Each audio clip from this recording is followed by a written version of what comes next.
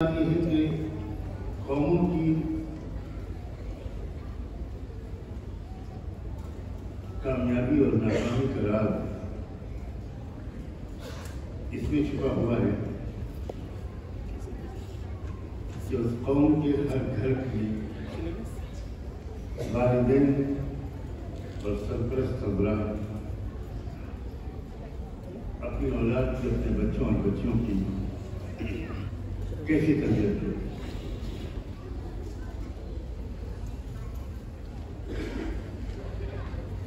میں نے چند آیتوں کا انتخاب کیا، کوشش کرتا ہوں کہ میں انہی آیتوں کی صرف انہی آیتوں کی تشریح آپ کے سامنے پیش کروں۔ خدا کے لیے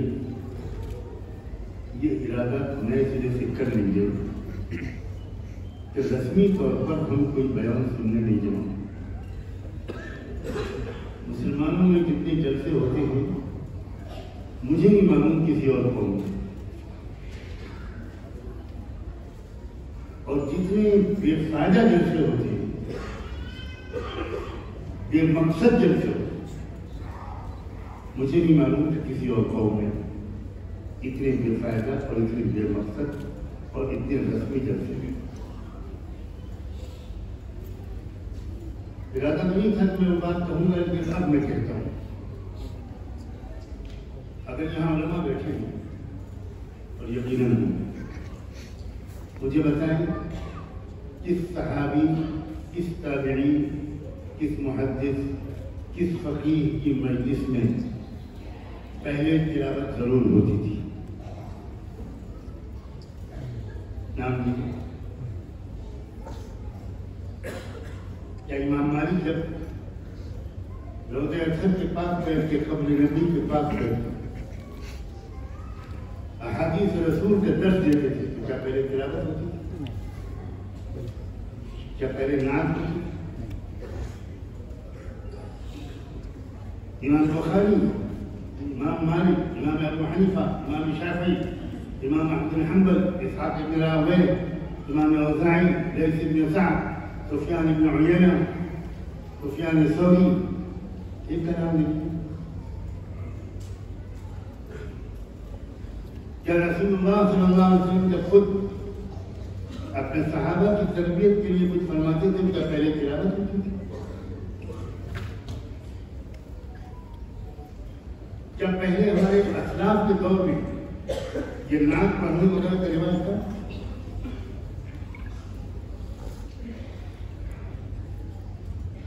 میں یہ عرض کرنا چاہ رہا ہوں، مجھے معلوم ہے کہ یہ بات بہت لوگوں کو سخت اجنبی لگتی ہے،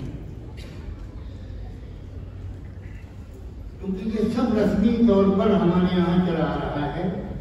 نہ تلاوت سے مقصود قرآن سے اپنی زندگی کو بدلنا ہے، نہ نعت سے مقصود اپنی زندگی میں رسول اللہ کی ایک ایک ہدایت کو لانا ہے۔ نہ پڑھنے والے کا مقصد ہوتا ہے نہ سننے والا، اور وہ انتظار کرتے ہیں کہ یہ سب ختم ہو اور اصل قرآن شروع ہو۔ اس سے بڑھ کر قرآن کی کوئی توہین نہیں۔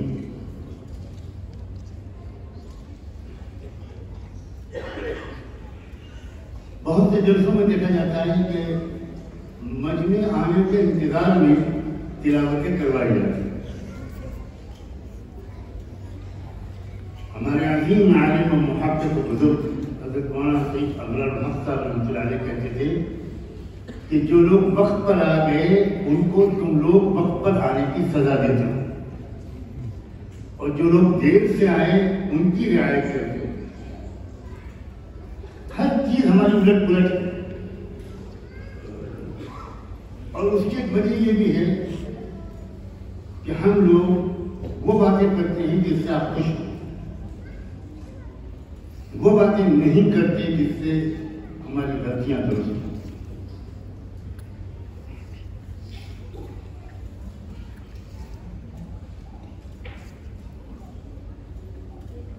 بہترین نمونہ تربیت کا ایک باپ کی زبان اور ایک ماں کی زبان۔ میں نے ان آیتوں کا انتخاب کیا ہے، ورنہ اولاد کی تربیت کے بارے میں قرآن مجید سینکڑوں آئے، حکم کے طور پر بھی اور تاریخ کی تربیت کے کامیاب نمونوں کو بیان کرنے کے طور پر کے ذریعے سے۔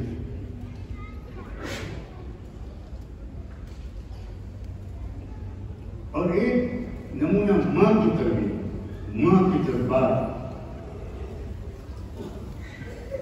وہ بھی قرآن کے حوالے سے اس لیے پیش کرنا چاہتا ہوں کہ مجھے بتایا گیا ہے کہ یہاں ہماری قابل احترام خواتین بھی ہیں۔ آپ نے قرآن میں سورہ لقمان ہزاروں بار پڑھی ہوئی۔ حضرت لقمان اکثر علماء کی تحقیق کے مطابق نبی نہیں تھے،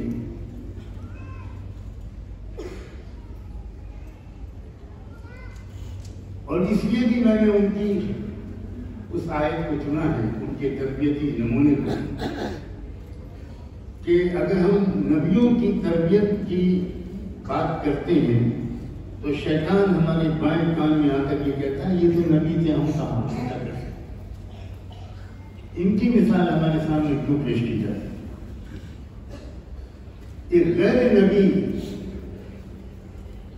نے جیسی تربیت کی اپنے بیٹے کی، اور اللہ نے اس کو اتنا پسند کیا تو اس غیر نبی کی نام پر پوری سورت اتار دی، سورہ لقمان۔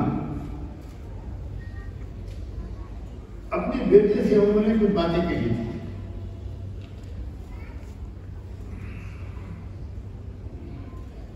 سنیے اور یہ غور کیجیے کہ آپ نے اپنے بیٹے سے یہ باتیں اب تک کتنی بار کی ہیں۔ یا بنی لا تشرک باللہ، میرے بیٹے اللہ کے ساتھ کبھی شرک مت کرنا۔ اللہ،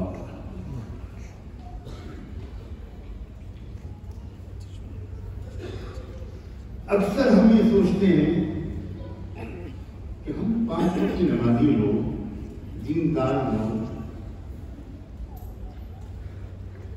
ایمان اور توحید والے لوگ،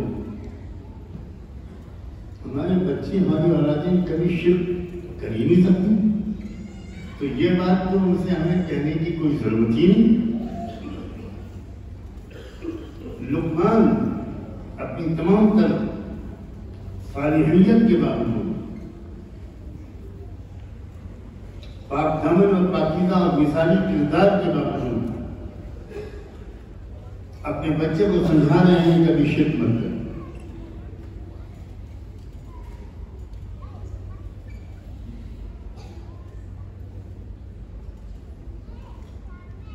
ہم ایک ایسے دور میں جی رہے ہیں، ایک بار پھر، جس میں پوری دنیا کی مشرک طاقتیں اس پر زور لگا رہی ہیں کہ ہماری نوجوان نسل پھر سے مشرک ہو جائے۔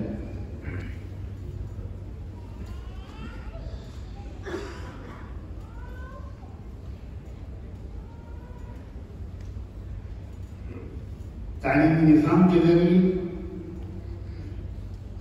ٹیکسٹ بکس کے ذریعے، اسکول کالج کے ماحول کے ذریعے، نئے نئے قوانین بنا کر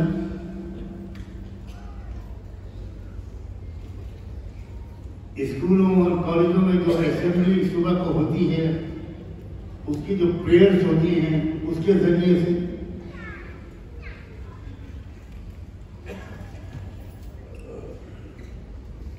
ہمارے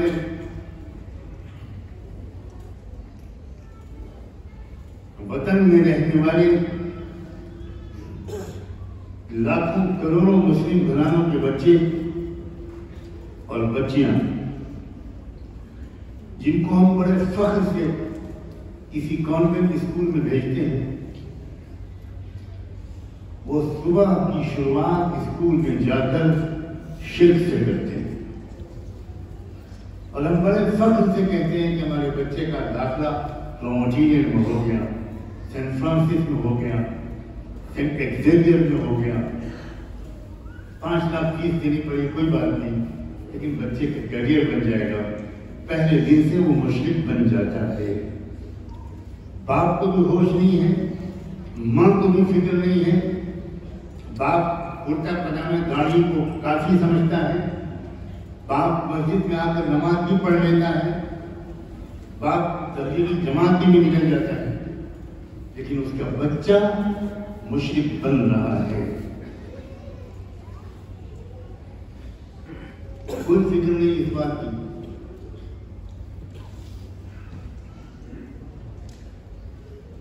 آپ یہاں اس ملک میں آگے اللہ نے آپ کو بچا لیا،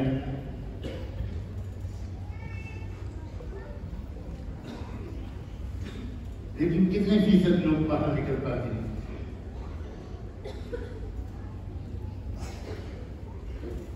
مسلم کہلانے والے ملکوں کے اندر بھی مغرب سے معلومیت کی وجہ سے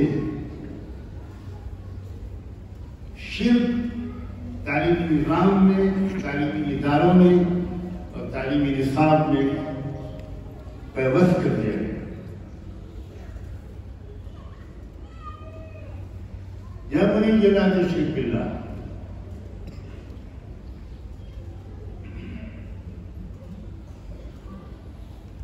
حضرت لقمان اپنے بچوں کو سب سے پہلے یہ سکھا رہے ہیں کہ اس کائنات کا رب و الہ، خالق و مالک، اس کائنات کا چلانے والا، نفع نقصان اور عزت و ذلت دینے والا ایک وحدہ لا شریک رب العالمین ہے۔ بیٹا ہمیشہ اس عقیدے اور یقین کو مستحضر رکھنا، آندھی سپیڑے طوفان کے تمہیں شرک پر آمادہ اور توحید سے محروم نہ کرنا۔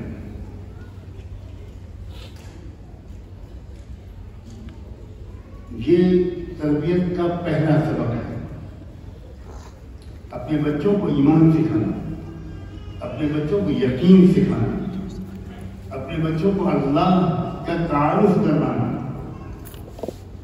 اللہ کی طاقت، اس کی قدرت، اس کی وحدانیت، اس کی شان یکتائی، اس کی بے نیازی، قل هو اللہ احد اللہ الصمد، یہ چیزیں مسجدوں میں بیان کا موضوع صرف نہیں ہے، گھروں میں بیٹھ کر اپنے بچوں سے ان موضوعات پر کتنے باپ ہیں جو بات کرتے ہیں۔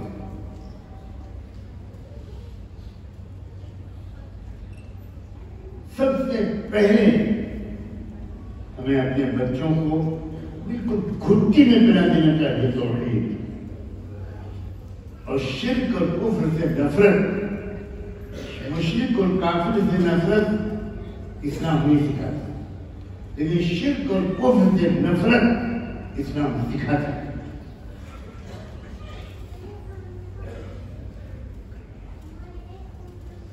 آج کی دنیا میں اس کو تہذیب اور ترقی یافتہ ہونے کی علامت سمجھا جاتا ہے کہ انسان کے مزاج میں کیا ہے، وہ سارے مذاہب اور حق ہیں، راستے الگ الگ ہیں، منزل ایک ہے۔ آپ گنگا کا پانی بھی سمندر میں جائے گا اور جمنا کا پانی بھی سمندر میں، اور اگر دوسرے ملک کے لوگ ہوں تو میں دریائے چناب اور دریائے جہلم کا نام بھی لے سکتا ہوں۔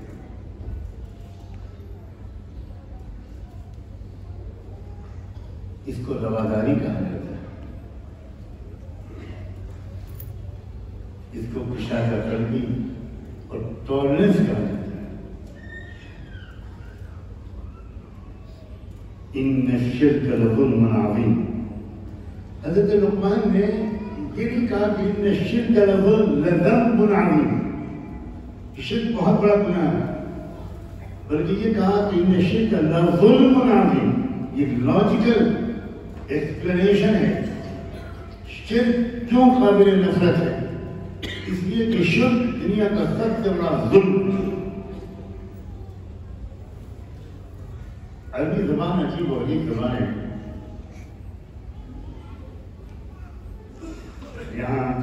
عربی سے تھوڑے بہت مانوس ہو گئے ہیں، اگرچہ وہ کون سی عربی ہے اللہ مستر۔ ایک لطیفہ سناؤں اس عربی کی بات ہوتی ہے۔ جب میں مدینہ یونیورسٹی کا اسٹوڈنٹ تھا تو مسجد نبوی میں بیٹھے ہم 5-6 طلبہ آپس میں کسی کتاب کا مذاکرہ کر رہے تھے۔ اچانک شور مچا اور ایک بھیڑ ایک طرف کو بھاگی ہوا، بڑی بھیڑ لگ گئی، پولیس بھی آ گئی۔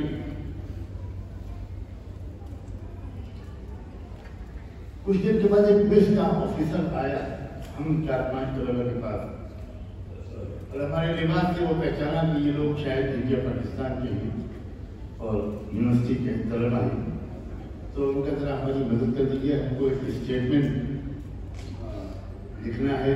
ایک شخص کا وہ عربی نہیں بول پاتا، تو وہ جو کہنا چاہتا ہے اس کی بات سن کر آپ ٹرانسلیٹ کر دیجیے، تو ہم وہ اس کا اسٹیٹمنٹ درج کریں۔ میں ان کے چلا گیا۔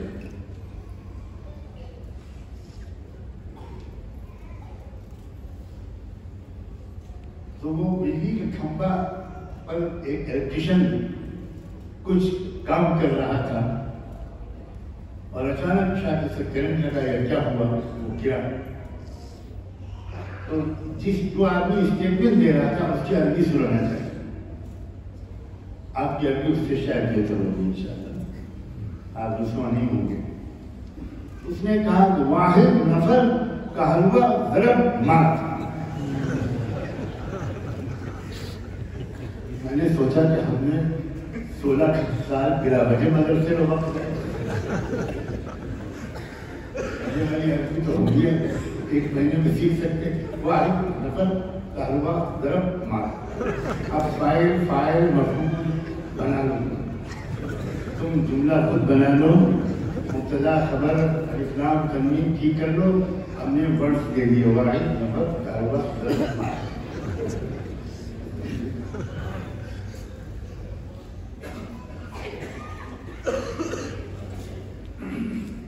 عربی زبان میں کسی چیز کو اس کی جگہ سے ہٹا کر غلط جگہ پر رکھ دینا، اس کو ظلم ہے۔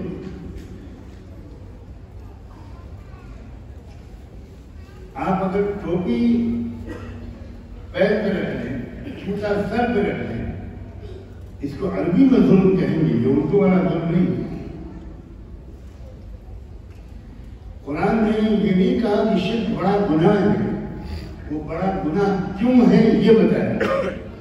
یہ ہے قرآن کا لاجیکل عقلی طرز بیان۔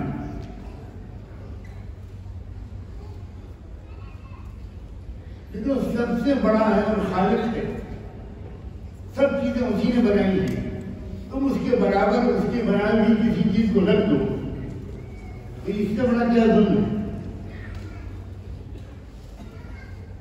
ظلم ہے ظلم۔ شاید ہی ہم میں سے کسی نے اپنے بچوں کو، اپنی بچیوں کو توحید اس طرح سمجھائی ہو۔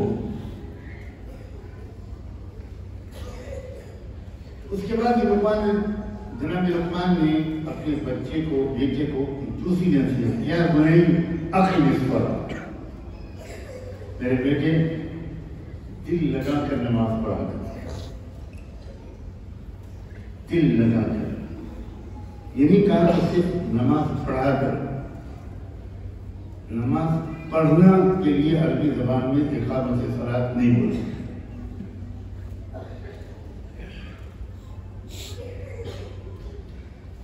اقامت صلاۃ کا مطلب تبھی مکمل ہوگا جب اس کا یہ مطلب سمجھا جائے کہ بیٹا ذرا جی لگا کر نماز پڑھا۔ کیا ہم میں سے کسی نے اپنے بچے سے کبھی یہ کہا ہے؟ بچوں سے یہ تربیت کی ہے؟ یہ تربیتی نصاب ہے اس آیت میں۔ سب سے پہلے ایمان، اللہ کا تعارف، اور نمبر 2 پر اچھی نماز پڑھنے کی عادت بچوں کو ڈلوانا۔ اگر بچپن سے چھوٹی عمر سے بچے کو اچھی نماز پڑھنی آ جائے تو ساری زندگی وہ ایئرپورٹ پر نماز پڑھے، ریلوے اسٹیشن پہ نماز پڑھے، اپنے آفس میں نماز پڑھے، وہ ہمیشہ یکسوئی کے ساتھ ان کی بہتر توجہ کے ساتھ دھیان کے ساتھ نماز پڑھنے کا عادی بن جائے۔ کتنا ظلم کر رہے ہیں ہم اپنے بچوں اور بچیوں پر کہ نہ باپ کے پاس وقت ہے، طریقہ ہے، اہمیت کا احساس ہے کہ اپنے بچے کو پیار محبت سے مشفقانہ دیتے ہیں، بچے کو اچھی نماز پڑھنے کی عادت ہو جائے۔ یہ تو نسلیں گھر میں پڑھنے کو مسنون قرار دیا گیا۔ اس کے پیچھے ایک راز شاید یہ بھی ہے کہ جب آپ فرض نماز مسجد میں پڑھنے کے بعد نفلیں اپنے گھر میں جا کر پڑھیں گے اور آپ جی لگا کر نماز پڑھیں گے تو آپ کا معصوم بچہ وہ آپ کو دیکھ کر نماز پڑھنا شروع کرے گا، اور جب وہ آپ کو نماز میں رکوع سجدے میں روتا ہوا دیکھے گا، کبھی کبھی آپ کی ہچکی بندی ہوئی ہوگی، تو یقین مانیے کہ وہ 5-6 سال کا بچہ وہ بھی سجدے میں گر کر رو رہے گا۔ اسے نہیں معلوم کہ میں کیوں رو رہا ہوں، لیکن وہ دیکھ رہا ہے ماں رو رہی ہے، وہ دیکھ رہا ہے کہ باپ رو رہا ہے، اس سے اس کی عادت پڑتی ہے۔ کاش کہ اس میں کوئی نقصان میری ذات کو نہ پہنچے۔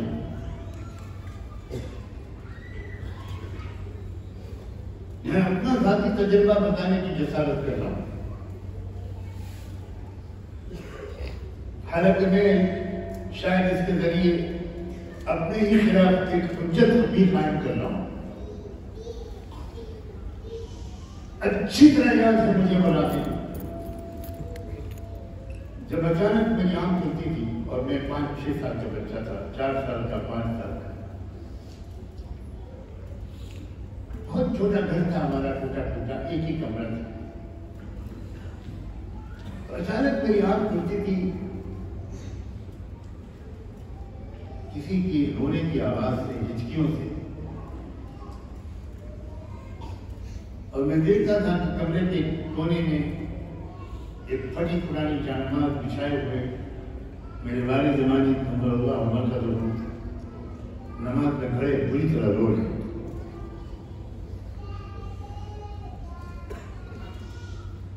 اور تقریباً روز وہ سورہ فاتحہ ہی میں ان کی حالت ایسی ہو جاتی تھی، اور اہدنا الصراط المستقیم، اہدنا الصراط المستقیم، اہدنا الصراط المستقیم، اہدنا الصراط المستقیم، 15 منٹ تک، 10 منٹ تک صرف یہی دہراتے رہتے تھے۔ میں 4-5 سال کا بچہ، ایک دن میں نے اپنی والدہ سے پوچھا کہ کیا ابی کو، ہم لوگ اپنے والد صاحب کو ابی کہتے تھے، کہ ابی کو ابھی تک سورہ فاتحہ یاد نہیں؟ وہ اہدنا الصراط المستقیم پر بھول جاتے ہیں۔ میں نہیں سمجھ پاتا تھا نا کہ وہ کسی اور کیفیت میں ہیں، دوہرا کر بھیک مانگ رہے ہیں اللہ سے ہدایت۔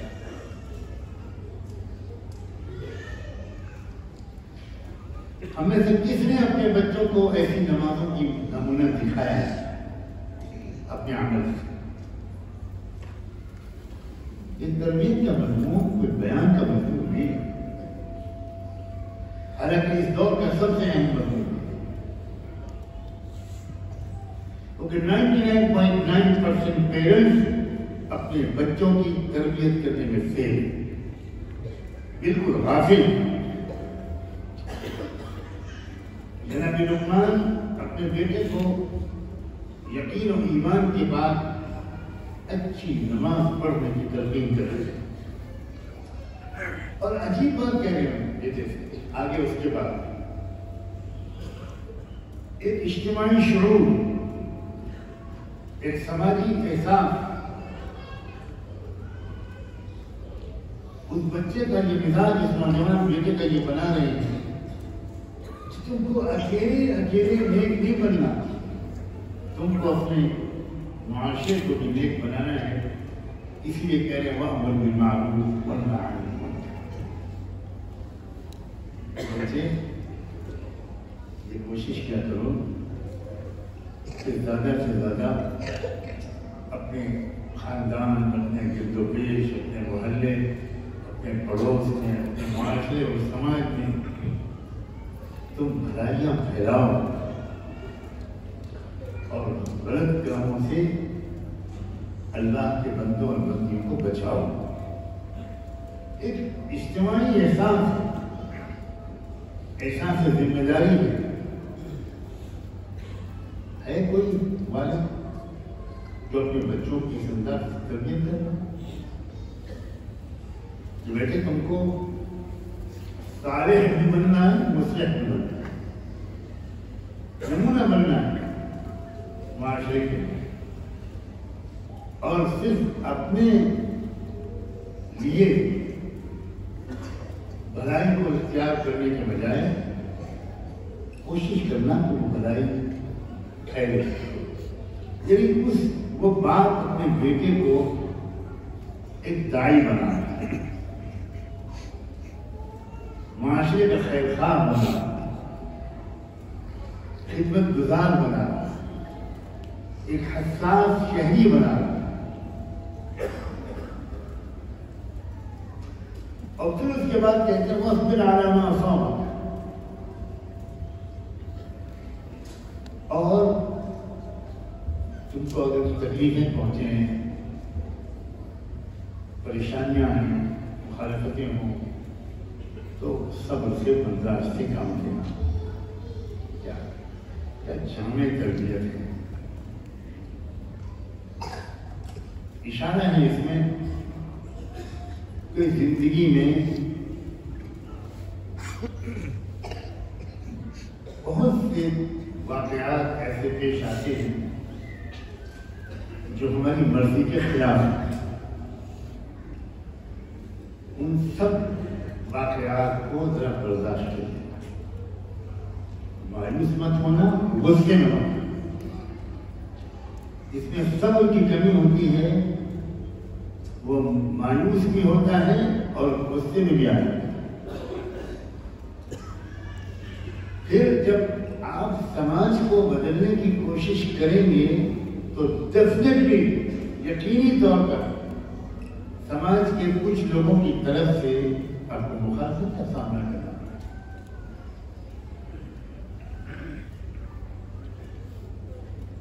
تو برا نہ ماننا،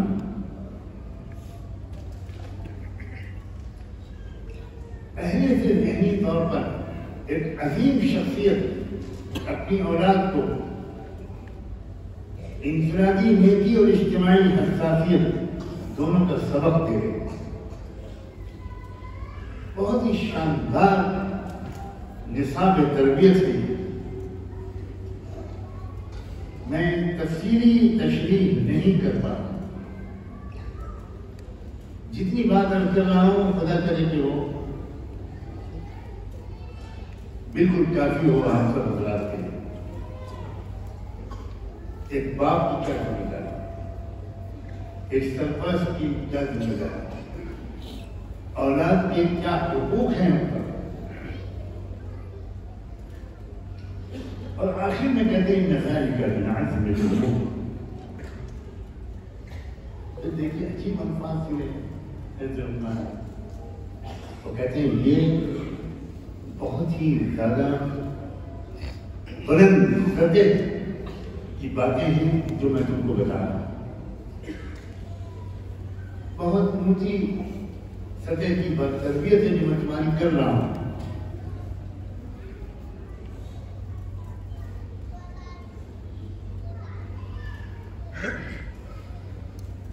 اس کے بعد جناب لقمان اب اگلی نصیحت فرماتے ہیں وَلَا تُصَعِّرْ خَدَّكَ لِلنَّاسِ. عام لوگوں کے ساتھ کبھی بھی اترا کر اکڑ کر مغرور چہرے کے ساتھ متکبر چہرے کے ساتھ سامنے مت آنا.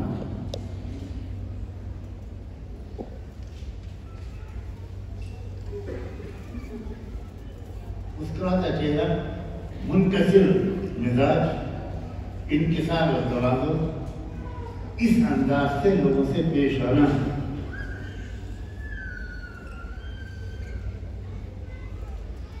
جتنی بڑے آدمی کی اولاد ہوتی ہے اتنا ہی خطرہ اس بات کا ہوتا ہے کہ اس کے اندر غرور و تکبر ہے.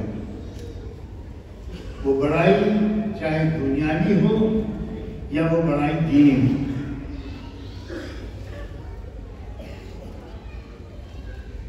صرف دنیاوی لحاظ سے بڑے لوگوں کے بیٹے وہ غرور و تکبر کی بیماری میں مبتلا نہیں ہوتے، بلکہ بڑے بزرگوں کے اولادیں، بڑے علماء کی اولادیں، بڑے مشائخ کی اولادیں اگر ان کے والد نے اپنے بیٹے کو بچپن سے تواضع نہ سکھائی ہو اور اس پہلو پر کڑی نظر نہ رکھی ہو کہ کہیں میرے بیٹے کے اندر صاحبزادی کا غرور نہ آ جائے، پیرزادگی کا غرور نہ آ جائے، اگر انہوں نے بچپن سے اس پہلو پر نظر نہ رکھی ہو تو اکثر مشاہدہ یہ ہے کہ اچھے اچھے بزرگوں کی اولادیں بڑی مغرور و متکبر ہو جاتی. جناب لقمان اس حقیقت کو جانتے تھے اور اس نفسیاتی کمزوری کو جانتے تھے. وہ جانتے تھے کہ لقمان اپنے زمانے کی انتہائی معزز شخصیت، ایک جینیس شخصیت ہے، اور ان کو اس بات کا اندیشہ محسوس ہوا ہوگا کہ میرے بیٹے کے اندر میرے بیٹے ہونے کی وجہ سے صاحبزادگی کا گھمنڈ نہ ہے. یہ سب نصاب تربیت ہے. یہ کوئی ایک سلیبس ہے کہ کن کن پوائنٹس پر ہم کو اپنے بچوں کی تربیت میں زور دینا چاہیے، توجہ دینی چاہیے. اور پھر عجیب بات فرمائی وَلَا تَمْشِ فِي الْأَرْضِ مَرَحًا، اور دیکھو سڑک پر چلا کرو تو اکڑ کر مت چلا. اسلام کیا ہے؟ میرا احساس یہ ہے اور میں دعا کرتا ہوں کہ اللہ کرے میرا احساس بالکل غلط ہے. میرا احساس یہ ہے کہ زمانے کے جو دیندار ہیں انہوں نے پورے اسلام کو نہیں سمجھا.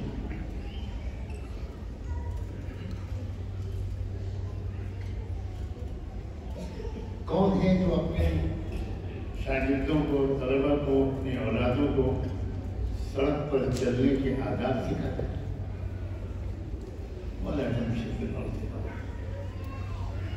انسان کے دل کی جو کیفیت ہوتی ہے نفسیاتی چھپی ہوئی اندر،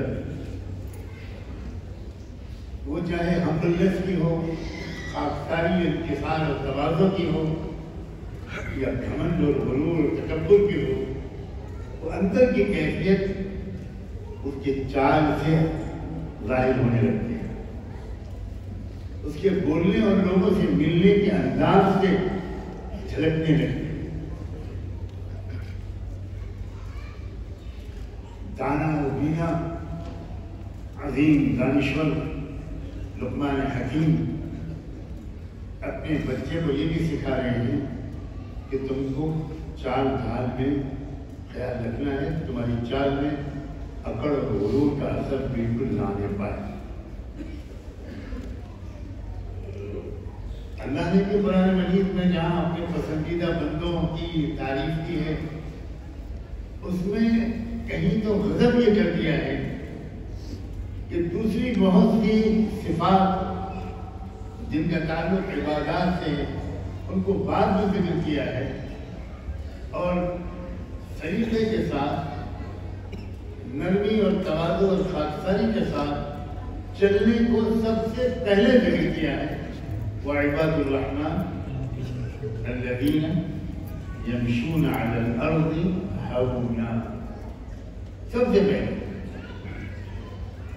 رحمان کے بندے تو وہ ہوتے ہیں کہ زمین پر چلتے ہیں نرمی کے ساتھ۔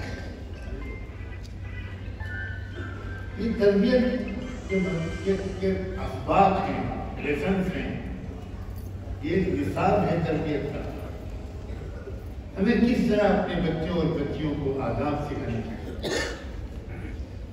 زیادہ تر لوگ اپنے بچوں اور بچیوں کو پہلے احکام سکھانے لگے،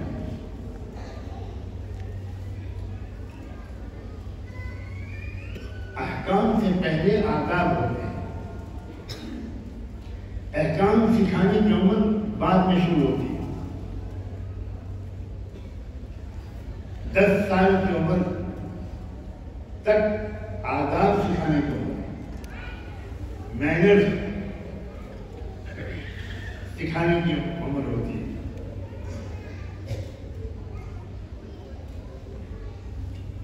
ہم اکثر بیشتر آداب نہیں سکھاتے اور سیدھے احکام سکھانا شروع کرتے ہیں۔ بچے کو جب آداب سیکھ کر زندگی گزارنے کی عادت پڑ جاتی ہے، 9ویں 7ویں 8ویں 9ویں 10ویں سال میں، تو اس کا مزاج ایسا نرم اور ڈسپلن کا بن جاتا ہے، کہنا ماننے کا بن جاتا ہے کہ بچہ جب 10-11 سال تک پہنچتا ہے تو وہ اتنا اس کا اچھا بیہیویئر بن جاتا ہے کہ وہ آپ کی ہر بات کو ماننے لگتا ہے، فرما برداری اس کے اندر آتی ہے۔ اب جب آپ احکام سکھانا شروع کرتے ہیں، چاہے نماز کا حکم ہو، وضو کا مسئلہ ہو، طہارت کا ہو، تو وہ مان لیتا ہے آپ کی بات۔ اس لیے کہ آپ نے پہلے اس کو آداب سکھائے۔ یہ بات بھی بہت توجہ سے سن لیں تمام خواتین و حضرات کہ پہلے اپنی اولاد کو آداب سکھائیں۔ سلام کرنا، سلام کا جواب دینا، مہمان کا استقبال کرنا، مہمان کو بٹھانا، مہمان کو پانی کا گلاس پیش کرنا، دروازہ کھولنا، مہمان سے تشریف لائیے اندر کہنا، تشریف رکھیے بیٹھیے، تشریف رکھیے یہ کہنا۔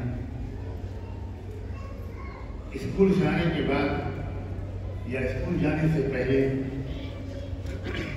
کس طرح اپنے بیگ کو تیار کرنا، اپنی اسکول کی یونیفارم چینج کرنا، یہ آداب ہے۔ اسکول سے آنے کے بعد بچہ اپنی شرٹ کو اتار کر کس طرح طریقے سے ٹانگے، اپنے پینٹ کو اتار کر کس طرح طریقے سے ٹانگے لٹکائے، یہ نہیں کہ اس کو یہاں پھینک دیا اس کو وہاں پھینک دیا، جیسا کہ اکثر ہمارے صاحبزاد بیان کرتے ہیں۔ اور صبح کے وقت وہ جب جاتے ہیں ممی ممی مجھے کھائیں، مجھے کھائیں، یہ کھائیں، ارے بس چھوٹ جائے گی، دیکھو بچہ آ رہا ہے، شاباش تم نہیں تصدیق کر رہے ہو۔ یہ کہہ رہا ہے کہ آپ اس کو ٹھیک کہہ رہے ہیں، یہ تو تعجب ہو رہا ہے کہ میرے گھر میں تو حضرت کبھی آئے نہیں، میری عادت ہے ان کو پتہ کیسے چلتی، تم اکیلے نہیں ہو گئے، یو ناٹ الون۔ ہر بچے ہی کرتے ہیں، اور آج مائیں بہت خوش ہو رہی ہوں گی کہ یہ بیان ہے ہمارے کام کا۔ طریقہ ہے کیوں؟ اس لیے کہ ہم نے اپنے بچوں کو آداب نہیں سکھائے۔ گلاس کیسے رکھنا، چائے کا کپ کیسے رکھنا، کیا بتاؤں آپ کو، میں پھول مجھے اپنے گھر کی یاد آ جاتی ہے۔ میں اگر پین کو الٹا رکھ دیتا تھا تو اس پر بھی مجھے ہلکی سی ڈانٹ پڑتی. کاپی کیسے رکھی جائے, کتاب کیسے رکھی جائے, کون سی اسکول بیگ کی مدرسے کی کون سی کتاب اوپر رکھی جائے, کون سی نمبر 2 پر رکھی جائے, سب سکھایا جائے.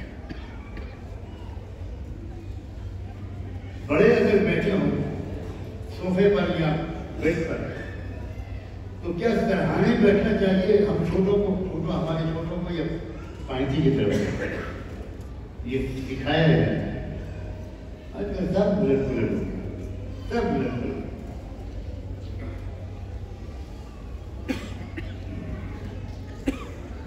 بہت ہی کم والدین ہیں جو بچوں کو آداب سکھائیں.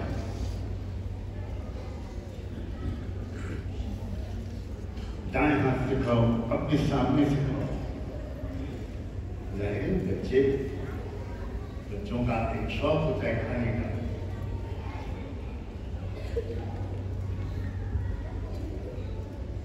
بچے بڑے غور سے دیکھ لیتے ہیں کون سی روٹی اچھی ہے, وہ ذرا ادھر رکھی انکل کی طرف. تو ماشاء اللہ لمبا ہاتھ کر کے وہ روٹی کو اٹھاتے ہیں. سلیکشن یا غلام سم باللہ وکل بیمین وکل مما یلیک. کھجور رکھی ہوئی تھی رسول پاک صلی اللہ علیہ وسلم کے سامنے. چھوٹے سے نواسے تھے آپ کے سیدنا حسن, چھوٹے بچے چاہے حضور کے نواسے ہوں یا میرے نواسے, چھوٹا بچہ. انہوں نے دیکھا کہ وہ والی کھجور بڑھیا ہے.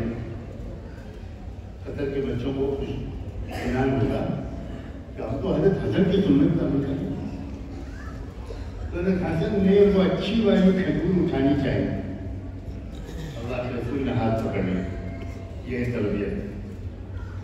اور پھر یہ کہا کہ نا بیٹا جو تمہارے سامنے ہے وہ کھاؤ. یہ ہے آداب, یہ ہے مینرز. کھانے میں دسترخوان پر, کھانے کی میز پر دوسروں کو ترجیح دینا. یہ بچپن سے اگر نہیں سیکھا جائے گا تو بڑھاپے تک بھی نہیں آئے. اور یہ چیز آپ اندازہ نہیں کر سکتے, سننے میں بہت معمولی معلوم ہوتی ہے, لیکن یقین مانیے اگر 7-8 سال کے بچے یا بچی کو آپ نے یہ سمجھانے میں آپ کامیاب ہو گئے کہ بیٹا دوسروں کو ذرا ترجیح دو, ان کو اچھی چیز ان کو پیش کرو, تو اتنی چھوٹی سی بات ان کے اندر سخاوت کی صفت پیدا کرتی ہے. ان کو خود غرضی کی منوس عادت سے چھٹکارا دلاتی ہے. وہ سیلفش نہیں ہوں, وہ خیر خواہ ہوں, وہ دوسروں کو آگے بڑھانے والے ہوں. اور یہ آگے چل کے بہت کام ہے, بہت کام ہے. وہ بچے پراپرٹی کے لیے کبھی ڈسپیوٹ نہیں کریں, کبھی مقدمے بازی نہیں کریں, کبھی جھگڑا نہیں کریں. بچوں کو سکھائیے کہ ایک کاغذ ایک ٹیشو کی سڑک پر نہ پھینکنا. بچوں کو سکھائیے کہ سڑک کو گندا مت کرنا, کچرا مت ڈالنا, تھوکنا نہیں. یہ ہے بچوں کی تربیت. اور میں ان چھوٹی چھوٹی باتوں کو پک اپ اس لیے کر رہا ہوں کہ اگر آپ نے اپنے بچوں کو ان چھوٹی باتوں کے ذریعے ایک ڈسپلن, مہذب, شائستہ, ایک سویلائز, ایک ویلیو بیسڈ زندگی سکھا دی تو آگے چل کر یہ لوگ کسی لڑکی کو چھیڑیں گے نہیں. آگے چل کے یہ لوگ کبھی جھگڑے نہیں کریں گے اپنی کلاس میٹس کے ساتھ, اپنی کلاس میٹس کے ساتھ. اسکول کی طرف سے ریمارکس آئیں گے کہ آپ کا بچہ بہت ویل مینرڈ ہے. ابھی ہمارے ادارے کا تذکرہ آیا. ادارے تو الحمدللہ اللہ کا شکر ہے میرے زیر نگرانی بہت سے چل رہے ہیں. خود 4-5 ادارے جن کو میں خود براہ راست دیکھ رہا ہوں. اس کے علاوہ ملک کے طول عرض میں کئی ادارے ہیں. ہمارے یہاں جو مارکنگ ہوتی ہے مارک شیٹ وہ بھی دیکھنے کے لائق. جو نمبر بچوں کو اسٹوڈنٹس کو دیے جاتے ہیں وہ صرف ٹیکسٹ بک پر امتحان کی کاپی پر نہیں ہوتے. اس میں کچھ مارکس ہوتے ہیں ان کی صفائی کے, کچھ مارکس ہوتے ہیں ان کے ناخنوں کے, کچھ مارکس ہوتے ہیں ان کے سلیقے کے, کچھ مارکس ہوتے ہیں ٹیچرز کی ریسپیکٹ کتنی کرتے ہیں, کلاس میں کتنا ڈسپلن سے بیٹھتے ہیں, اسپورٹس ایکٹیویٹیز میں کتنی دلچسپی سے حصہ لیتے ہیں. کیونکہ ہم بچوں کو بوڑھا نہیں بنانا چاہیے. بچوں کی تربیت کا مطلب یہ نہیں ہے کہ آپ بچوں کو بوڑھا بنائیں. پھر ایک لطیفہ سن لیجیے, میں بیچ میں لطیفے سناتا ہوں کیونکہ نیند بھی آتی ہے آپ کو, جمائی بھی آتی ہے, اور جمائی بھی اتنی بڑی ہوتی ہے کہ کینیڈا تک گینڈا بھی آسانی سے جا سکتا ہے. اور میں واچ کرتا رہتا ہوں کدھر جمائی آ رہی ہے, کدھر نیند آ رہی ہے.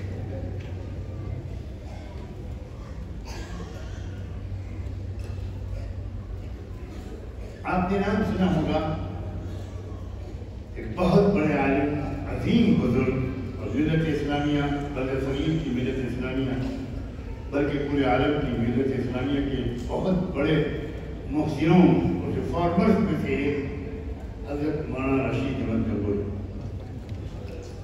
بہت عظیم جینیس. ان سے ایک دن ان کے بہت ہی چاہنے والے متقب نے کہا کہ حضرت کل میں اپنے بچے کو لے آؤں, دعا کر دیجیے گا اس کے لیے. میں ضرور لاؤں. اب اگلے دن وہ بچے کو لائے تو بہت بڑا بتا ہے, بہت بڑے بزرگ ہیں جن کے پاس جا کر ہلنا مت, چپ چاپ ادب سے بیٹھنا, سر جھکا کر بیٹھنا. سب ڈرا دیا اس کو, تو بیچارہ ڈرا, سہنا گھبرایا بیٹھا. اور رومال اٹھا کر لائے تھے. رومال تو آپ کے یہاں ابھی رواج ہے, مگر وہ رومال مریدوں والا تھا. تو حضرت گنگوہی نے پوچھا تم نے کل بچے کو لانے کی اجازت مانگی, تم لائے غلط کیا ہے؟ ارے یہ بچہ ہے جو ادھم میں مچائے, جو کچھ ہلچل میں مچائے, میں تو اس کو تم سے بڑا بوڑھا سمجھنا ہوں. یہ ہے تربیت ہمارے گھر میں. اس کی وجہ سے بچوں کی ذہنی ترقی رک جاتی ہے. وہ فرینک نہیں ہوتے, کانفیڈنٹ نہیں ہوتے. ان کے اندر ایک انفیریٹی کمپلیکس آ جاتا ہے, احساس کمتری آ جاتا ہے. اللہ کے رسول کے تربیت کے ایک انداز نہیں تھا. حضور تو عجیب انداز سے تربیت کرتے. آج اگر کسی مسجد میں وہ تربیت شروع ہو جائے گا تو اللہ جانے کون سے تھانے میں رپورٹ لکھے گا.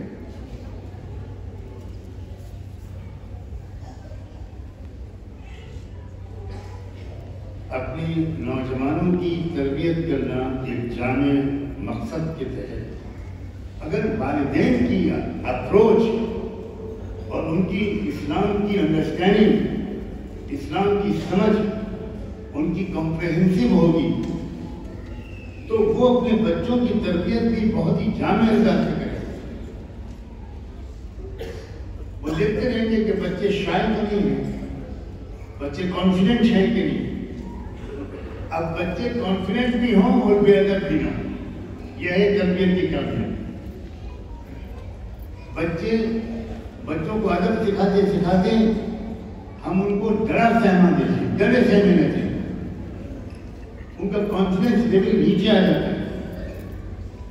اس کی وجہ سے ہم آئندہ ان کی جو ذہنی, فکری, عقلی ترقی ہو سکتی تھی وہ رک جاتی ہے اور معاشرے کو ایک مفکر، ایک دانشور، ایک انٹلیکچوئل، ایک عالم، ایک داعی نہیں مل پاتا۔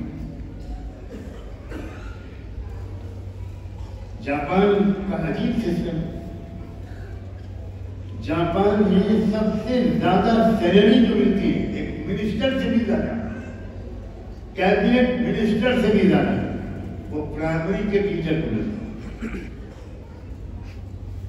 تو وہ یہ کہتے ہیں کہ ہمارا پرائمری کا ٹیچر جاپان کا مستقبل بنا رہا ہے، وہ جاپان کا فیوچر کنسٹرکٹ کر رہا ہے، اس لیے سب سے زیادہ ذہین، غیر معمولی صلاحیت والے کو وہ پرائمری ٹیچر بناتا ہے۔ چنانچہ بعض وقت وہاں آدمی منسٹر بننے کو ترجیح نہیں دیتا اگر اس کو پرائمری ٹیچر بننے کا موقع مل جائے۔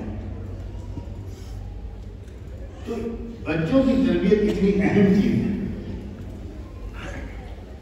پھر آگے ایک اور نصیحت تھی حضرت لقمان نے، چال ڈھال میں کیا رویہ اختیار کرو، کیسے میانہ روی سے درمیانی چال چلو، وقت سے بھی مشی، تو کہا وقت دو دن ہو۔ ایک نصیحت اور فرمائی کہ ہلکی آواز میں بات کرنے کی عادت ڈالو، چیخ کر چلا کر سب بولا کرو۔ اور اس کے لیے تو ایسا جملہ بول دیا انہوں نے، ان انکر الاصوات لصوت الحمیر، سب سے زیادہ مکروہ آواز ایک گدھے کی ہوتی ہے۔ اللہ کیا تربیت ہے، یہ کتنا جامع انداز ہے تربیت ہے۔ مجھے یقین ہے کہ آپ میں سے بہت سے لوگ، اور خدا کرے میرا یقین غلط ہو، آپ سوچ رہے ہوں گے کہ بچوں کی تربیت میں یہ سب باتیں بھی کرنی چاہیے۔ دین کا تصور ہمارا قابل اصلاح ہے، نامکمل، ناقص، اسی لیے ہم بچوں پر وہ چیز لاتے ہیں بعد وقت، قبل از وقت، وقت سے پہلے، اور بچوں کے مزاج کو قبول کرنے کی صلاحیت ان کے اندر پیدا کیے بغیر ہم ڈوز اینڈ ڈونٹس کی ایک لمبی فہرست ان کے سامنے روز دہراتے رہے۔ یہ انداز تربیت عقلی طور پر بھی صحیح نہیں ہے، اور قرآن کے سکھائے ہوئے طرز تربیت اور نصاب تربیت کی روشنی میں بھی صحیح ہے۔ یہ ہے حضرت لقمان کی مثال پیش کر کے میں نے ہر باپ کو، ہر والد کو خطاب کرنا چاہتا ہے کہ کیا ذمہ داری ہے والد کی۔ اور آج کل کے معاشرے میں تو والد کے پاس بچوں کے لیے وقت ہی نہیں، عجیب بے برکتی ہے۔ اور اس کی وجہ سے اکثر گھروں میں ہمارے نوجوان اپنے باپ سے ذرا ڈسٹینس مینٹین کرتے ہیں۔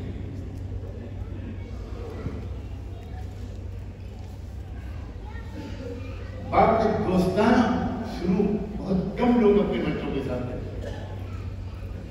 کیوں ایسا نہیں ہوتا کہ باپ جب گھر پہ آئے تو بچے دوڑتے ہوئے آئے یا اس کی چادروں سے لپٹ جائیں؟ ایسا کم ہوتا ہے۔ بہت جگہ دینداروں کے ہاں ایسا ہوتا ہے شاید کہ باپ جب آتا ہے تو ممی کہتی وہ ابو چپ رہو، اور بچہ چھپ جاتا ہے کسی پلنگ کے نیچے، کسی الماری کے نیچے، ابو نہ ہوئے کوئی تھانے دار نہیں۔ یہ گھر آگے چل کے بہت نقصان ہوتا ہے، بہت نقصان۔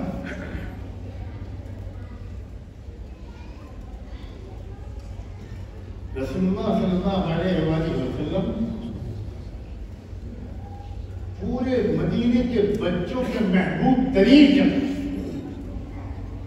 یعنی نکلتے تھے آپ تو بچے نہیں پڑھ جاتے، بچے آپ کو سلام کرتے تھے، آپ بچوں کو سلام کا جواب دیتے تھے، کبھی آپ بچوں کو پڑھ کر خود سلام کرتے اور بچوں سے ان کی زبان میں بات کرتے۔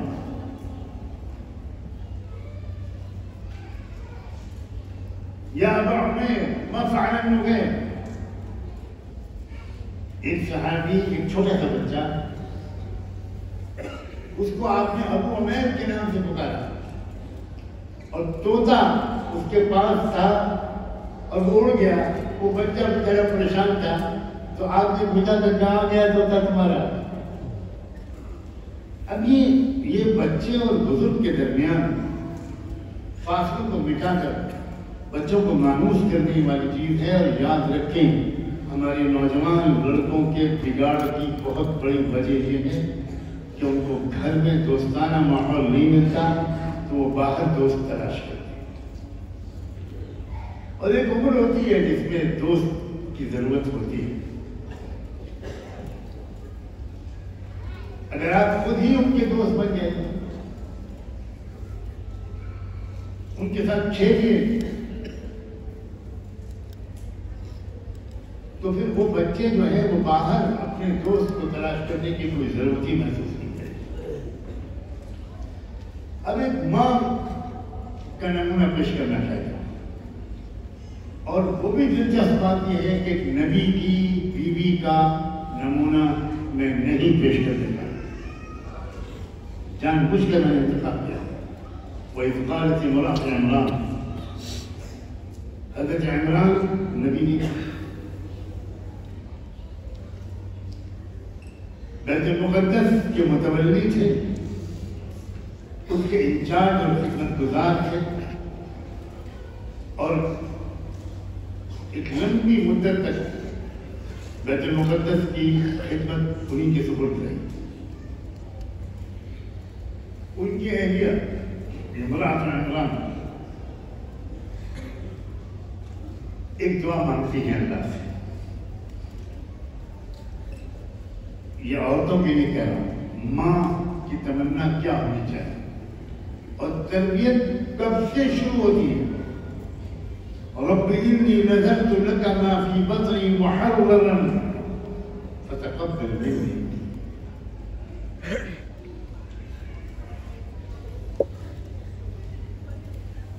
میرے پیٹ میں، ان کو اپنے پیٹ میں بچہ محسوس ہونا شروع ہوا کہ میرے ایک بچہ میرے پیٹ میں پلنا شروع ہو گیا،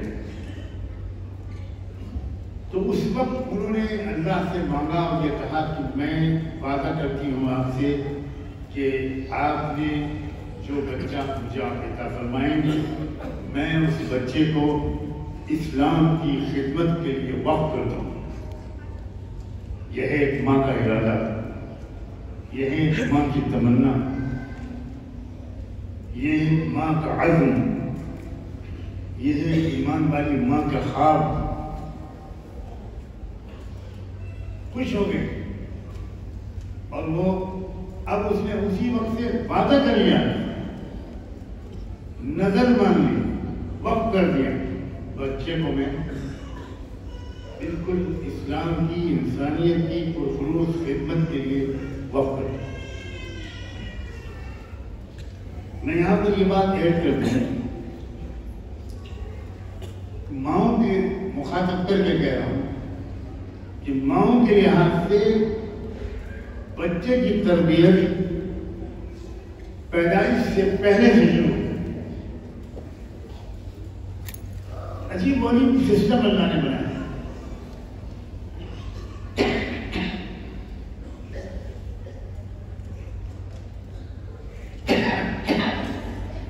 اگر کوئی ماں پریگنینسی کے زمانے میں، جس زمانے میں کہ اس کے پیٹ میں اس کی اولاد کی شروعات ہوئی ہو، اسے محسوس ہوا، اس وقت سے لے کر ڈلیوری تک اگر وہ ماں تلاوت کا خوب اہتمام کر لے، قرآن کی تلاوت پڑھا دیں، چلتے پھرتے اٹھتے بیٹھتے درود شریف پڑھتی رہے، استغفار یا کوئی کلمہ پڑھتی رہے، زبان پر ذکر کا کوئی کلمہ اس کے جاری رہے، تو عجیب اور ایک سائنٹیفک حقیقت ہے کہ اس کے اثرات اسی پریگننسی کے زمانے میں اس بچے کے کیریکٹر پر پڑنا شروع ہو جاتے ہیں۔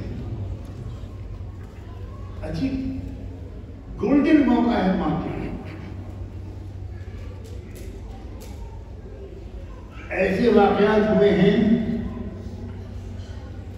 کہ جن عورتوں نے کا معمول تھا روزانہ سورہ یاسین، سورہ ملک اور واقعہ پڑھنے کا، میں ان خواتین ایسی خاتون سے واقف ہوں کہ جب وہ روزانہ پڑھتی تھی تو اس نے اپنی پریگننسی کے زمانے میں بھی یہ معمول جاری رکھا، سورہ یاسین، سورہ ملک اور سورہ واقعہ پڑھنے کا، اور جمعے کے دن سورہ کہف کے پڑھنے کا۔ تو بچہ جب پیدا ہوا اس کے بعد جب اس نے تھوڑا 2.5 سال کی عمر میں بولنا شروع کیا اور تھوڑا 2-3 سال کی عمر اس کی ہوئی تو لوگ دیکھ کے حیران رہ گئے کہ وہ بچہ سورہ یاسین، سورہ ملک اور سورہ واقعہ اور سورہ کہف کا حافظ پیدا ہوا۔ اور یہ امریکہ میں رہنے والی یہ خاتون کا بات ہے، حیران رہ گئے جب ایک بڑے صالح رہنما اور مربی سے یہ واقعہ کو بیان کیا گیا تو انہوں نے پوچھا کہ کیا اس بچے کی ماں کا معمول کیا تھا، یہ بتاؤ۔ تو بتایا گیا کہ اس بچے کی ماں کا معمول ان 4 صورتوں کے پڑھنے کا تھا، اور اس نے وہ معمول اپنی پریگننسی کے پورے زمانے میں طبیعت کی تھوڑی بہت خرابی کے باوجود وہ معمول نہیں چھوڑا۔ تو یہاں تک اللہ تعالیٰ نے تاثیر ڈال دی کہ وہ بچہ حافظ تھا 3-4 صورتوں میں۔ اس کا مطلب یہ ہوا کہ ماں کے جذبات، ماں کے اعمال، ماں کے اخلاق، ماں کے معمولات کا اثر بچے پر پیدائش سے بہت پہلے سے شروع ہو جاتا ہے، اور کہا جا سکتا ہے کہ بچے کی تربیت کے سلسلے میں ماں کا رول، ماں کا کردار یہ پیدائش سے پہلے سے۔ اس کے برعکس اگر ماں چڑچڑی ہو، غصے والا ہو، بد زبان ہو، ساس اور بہو میں جھگڑا ہوتا رہتا ہو، نند اور بھاوت میں جھگڑا ہوتا رہتا ہو، شوہر اور بیوی میں جھگڑا ہوتا رہتا ہو، تو یقینی طور پر وہ بچہ چڑچڑا پیدا ہو، وہ سیور پیدا ہو، بد اخلاق پیدا ہو، لڑنے جھگڑنے والا پیدا ہو۔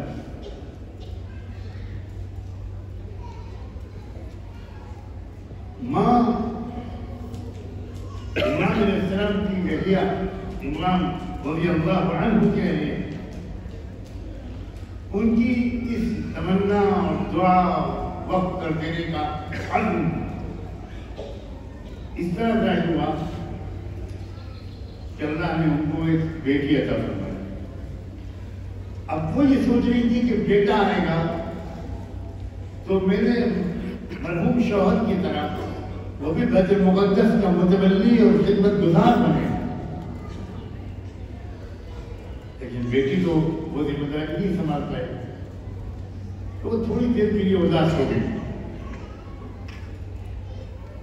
کہ میرا وہ خواب تو پورا نہیں ہو پائے۔ اللہ نے ان کو تسلی دی کہ گھبراؤ مت، تم نہیں جانتی کہ یہ بچی کیا بننے والی ہے، یہ کون سی بچی ہے۔ اللہ اعلم بما وضعت، اللہ بہتر جانتا ہے کہ کس بچی کو جنم دیا ہے تم نے۔ اسی بچی کا نام مریم بنا، اور ماں کی تمنا اور دعاؤں کا فائدہ اور تاثیر اور برکت دیکھیے کہ اس تمنا اور دعا کے وجہ سے، ان کی برکت سے انسانیت کو 2 پیغمبر ملے۔ ایک اس بیٹی مریم کا بیٹا حضرت عیسیٰ علیہ السلام،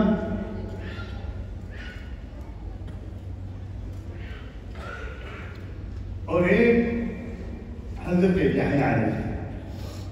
حضرت یحییٰ کی جو پیدائش ہے وہ بھی عجیب طریقے سے،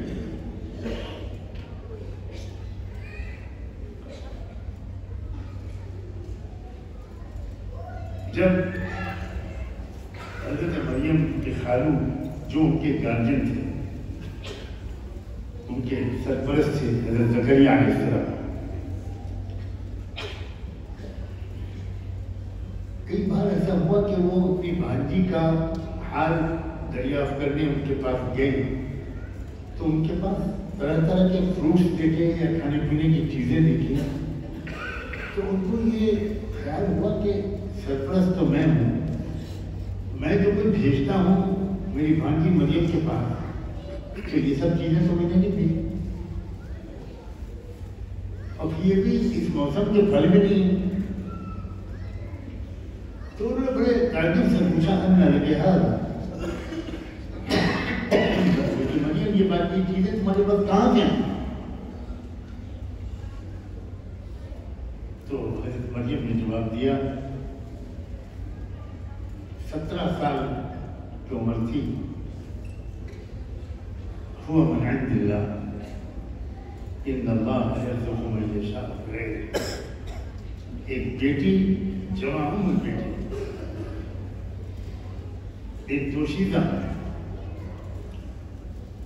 اب جواب بھی دے دی خالو جان، کسی کو اللہ بغیر سبب کے اپنے غیبی خزانے سے ڈائریکٹلی بھی کچھ دیتے ہیں، اللہ کی طرف سے ڈائریکٹلی مجھے ملا ہے۔ بس حضرت زکریا کے اندر ایک نئی امید جگ گئی، وہ بوڑھے ہو چکے تھے، اس وقت تک ان کے ہاں کوئی اولاد نہیں، انہوں نے اپنی بھانجی کے ساتھ اللہ تعالیٰ کا یہ ایکسیپشنل خلاف اسباب، خلاف عادت، یہ معاملہ دیکھ کر ایک نئے یقین اور نئی امید کے ساتھ اللہ سے مانگنا شروع کیا، اللہ اگر آپ میری بھانجی مریم کو غیبی نظام سے کھانے پینے کا یہ سامان دے سکتے ہیں تو بڑھاپے کے باوجود اب بھی آپ مجھے بیٹا دے سکتے ہیں۔ اب دیکھو اس وقت مجھے وہ دعا کروں گا، پتہ نہیں کب سے وہ دعا مانگ رہے ہوں گے نوجوانی سے، لیکن اس وقت کی جو دعا تھی وہ قبول ہوئی، اور اللہ نے ان تک یہ فرشتوں کے ذریعے یہ پیغام بھیجا، ان اللہ یبشرک بغلام اسمہ یحییٰ۔ زکریا اس وقت کی دعا قبول ہوتی ہے تمہاری، اور تمہارے گھر میں ایک بیٹا پیدا ہوگا، نام بھی اللہ نے کہا ہم اس کا رکھے دیتے ہیں، اور اس کا نام ہوگا یحییٰ۔ چنانچہ میں اکثر کہا کرتا ہوں، ایک ماں کی پاکیزہ جذبات اور مضبوط نیت اور ارادے کی برکت سے انسانیت کو 2 پیغمبر ملے، ایک عیسیٰ علیہ السلام اور ایک حضرت یحییٰ علیہ السلام۔ یہ ہے ماں کی تربیت کا فائدہ، یہ ہے ماں کی دعاؤں اور تمناؤں کا اثر۔ کاش کہ آج کی مائیں اپنی اولادوں کی تربیت اس طرح کرتی جس طرح پہلے کے مائیں کیا کرتی۔ آپ بڑے بڑے علماء کے نام سنتے ہیں، نام سنتے ہیں آپ حضرت مولانا الیاس رحمۃ اللہ، آپ نام سنتے ہیں حضرت مولانا یوسف صاحب رحمۃ اللہ، آپ نام سنتے ہیں حضرت مولانا ابوالحسن علی ندوی رحمۃ اللہ، مگر شاید ہی آپ کو معلوم ہو، اور ہماری عورتوں کو تو بالکل ہی نہیں معلوم ہوگا کہ ان تینوں اور ان تینوں جیسی سینکڑوں شخصیتوں کو اتنے بلند مقام تک پہنچانے میں سب سے بڑا کردار ان کی ماں کا تھا۔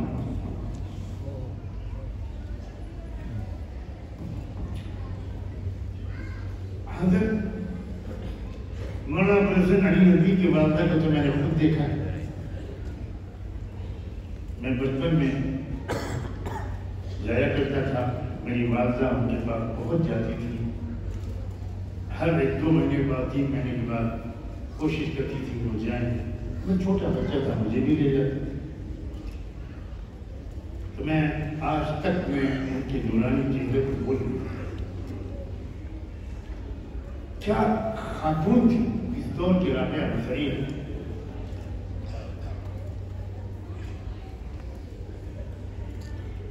اللہ نے ان کو ایک غم دیا جب ان کے شوہر کا انتقال ہو گیا اور وہ بیوہ ہو گئی. اور جس وقت وہ بیوہ ہوئی تو ان کا بچہ ابوالحسن علی صرف 10 سال کا تھا. مگر سلام ہو اس عظیم ماں پر کہ اس نے رونے دھونے کے بجائے اپنے پورے فارغ وقت کو دعا، مناجات، تلاوت، ذکر میں لگا. جب تک ان کے شوہر حیات تھے تو وہ بھی بہت بڑی شخصیت تھے، بڑے عالم و مصنف اور مورخ تھے. ان کے پاس بہت مہمان آتے تھے، تو مہمانوں کی وجہ سے بہت مشغول رہنا پڑتا تھا. اب جب شوہر کا انتقال ہو گیا تھا، مہمانوں کی آمد بند ہو گئی، انہیں بہت فرصت ملی. اس فرصت کے لمحات کو انہوں نے رونے دھونے میں وقت نہیں دیا. عورتوں کے ساتھ بیٹھ کر اس کی غیبت میں وقت خراب نہیں کیا، بلکہ اپنے 24 گھنٹے میں سے نہ جانے 16 گھنٹے کے 18 گھنٹے بس دعا، مناجات، ذکر و تلاوت میں لگا. اور وہ گھنٹوں گھنٹوں اپنے بیٹے علی کے لیے دعا مانگا کرتے جو 10 سال کا یتیم بچہ تھا. اتنی دعا مانگتی تھی، اگر یہاں خواتین موجود ہیں تو وہ غور سے سنیں. اتنی دعا مانگتی تھی کہ ان کی بیٹی مولانا ابوالحسن علی ندوی کی بہن احمد اللہ تسنیم، جو خود بڑی عالمہ و مصنفہ تھی، وہ پھر ماں سے یہ کہنے لگی کہ ماں، آپ علی کے لیے کیا مانگنا چاہتی ہیں؟ آپ ہر وقت علی کے لیے دعا کرتی رہتی ہیں. کیا آپ علی کو پیغمبر بنانا چاہتی ہیں؟ کیا آپ علی کو نبوت دلوانا چاہتی ہیں؟ جواب سنے عورتیں اور مرد. اس خاتون نے جواب دیا کہ تسنیم، اگر نبوت کا دروازہ بند نہ ہوا ہوتا تو میں اپنے بیٹے کو مانگ مانگ کر نبی بنوا کے چھوڑ. یہ ہے تمنائیں، یہ ہے آزائیں. ہماری پڑھائی کیا مانگتی؟ میرا بیٹا کروڑپتی بن جائے، اربپتی بن جائے، ڈاکٹر بن جائے، تاکہ جلدی لوگوں کو قبرستان پہنچنے میں آسانی ہو. میرا بیٹا بڑا لایر بن جائے تاکہ جھوٹ بول بول کر مقدمے جیتے، حرام کی کمائی کھائے. یہ تمنا ہے.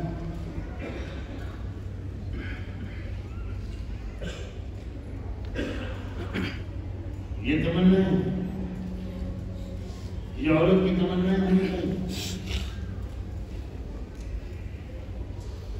ماں اور باپ دونوں کا اپنی اولاد اور آنے والی نسلوں کی تربیت میں بہت اہم کردار ہے. اور اعتراف کرنا چاہیے ہم کو کہ اس دور میں ہم اپنی اولاد کی تربیت میں بہت ناکام، بہت غافل ہیں. اور الزام نوجوانوں کو ان کے بگاڑ پر نوجوانوں کو دیا جا رہا ہے، حالانکہ پہلے قصور اس نوجوان نسل کے والدین ہیں. مجھے امید ہے انشاءاللہ کہ ایک رسمی طور پر آپ نے میری ان معروضات کو نہیں سنا ہوگا، بلکہ ایک پختہ ارادہ کیا ہوگا. اگر اب تک کچھ کمی بھی رہی ہے تو اب انشاءاللہ اپنی اولادوں اور اولادوں کے بھی اولادوں اچھی سے اچھی تربیت کی کوشش کریں گے، خود اپنا کردار ان کے سامنے اچھا پیش کریں گے۔ ایک واقعہ سیدنا عمر کے زمانے کا سنا کر بات مکمل کروں گا۔ ایک صاحب آئے حضرت عمر کے پاس اور اپنے بیٹے کی شکایت کی کہ بہت نافرمان، کہنا نہیں مانا۔ حضرت عمر نے کہا کہ میں بیٹے کو بلا، میں پوچھتا ہوں۔ بیٹے کو بلایا، کیا بات ہے، تم اپنے باپ کے حقوق ادا کیوں نہیں کرتے؟ تو بیٹے نے کہا کہ ان سے پوچھیے کہ انہوں نے میرے حقوق ادا کیے، ان سے پوچھیے کہ کیا انہوں نے میری تربیت کی، کیا انہوں نے میری تربیت پر دھیان دیا؟ چنانچہ تحقیق کے بعد حضرت عمر کا فیصلہ یہ ہوا کہ دیکھو، اصل غلطی تمہاری ہے، تم نے اپنے بیٹے کا حق ادا نہیں کیا، اس وجہ سے وہ تمہارا حق ادا نہیں کر رہا۔ یہ شکایت اکثر والدین کو ہوتی ہے کہ وہ ان کی اولادیں ان کا کہنا نہیں مان رہی، اور اس کے لیے وہ کیا کرتے ہیں؟ قطر میں تو انشاءاللہ درست ہو گئے ہیں ہم، ہمارے ملک میں تو لوگ کیا کرتے ہیں؟ بوتل میں پانی لے کر آتے ہیں، کہتے ہیں اس پر دم کر دیجئے، لڑکا بہت نالائق ہے۔ ماشاء اللہ، عجیب تماشا ہے۔ کوئی پڑھ کے پھونک دے گا تو آپ کی زندگی بھر کی نالائقیاں وہ ختم ہو جائیں، اور بچہ پانی پیتے ہی حضرت جبریل کا پوتا بن جائے۔ بکواس ہے، دیکھو، بالکل غلط بات ہے۔ جیسا بو گے ویسا کاٹو گے، جیسی کرنی ویسی بھرنی۔ اللہ تعالیٰ ہم سب کو اپنی ذمہ داری کا احساس بھی عطا فرمائے اور نئی نسل کی تربیت کا طریقہ بھی سیکھنے کی توفیق عطا فرمائے۔ وآخر دعوانا ان الحمدللہ رب العالمین۔ میں حضرت قادر کی گہرائیوں سے شکریہ ادا کرتا ہوں، اور اللہ سے دعا کروں کہ اللہ تبارک و تعالی ہم سب کو حضرت کی نصیحتوں پر عمل کی توفیق عطا فرمائے۔ آپ تشریف رکھیں 2 منٹ کے لیے۔ میں آپ سے کل کے پروگرام کے لیے بتاتا ہوں۔